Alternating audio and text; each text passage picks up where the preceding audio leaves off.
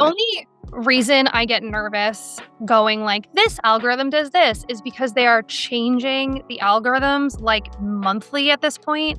So I get nervous to be like, this algorithm does this, because it honestly is kind of something you need to keep up with and go, okay, like Instagram changed, now hashtags don't do anything. It's changing so much that it can be tricky to kind of label a platform for being the best for something. And I have TikTok again, I think you're kind of right. It can be good for general.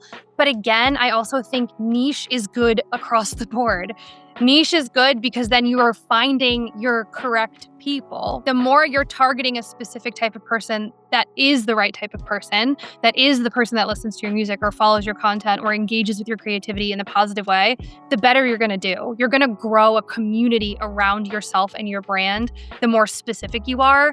So while I think, yes, niche is good, niche is also kind of good across the board.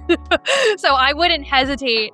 It's nice to have a big following, but if you're doing the right thing and you're targeting the right people, you will get there. And those things like trending audios, those just help, but you really can get there without needing to do those things. Yes, know what the algorithms are doing and be on top of it, because it's just helpful to know where to put your energy, but also just be yourself. The more authentic you are, the more likely you are to blow up in some facet, especially if you're being niche. I follow somebody who just talks about drama in the knitting world, and I don't knit, but I love drama, and she knits and talks about drama, and I'm like, this is the best. And she's just sitting in a chair, putting no effort, just talking to the camera. But she found me and I'm the right audience. I'm like, yeah, tell me a story.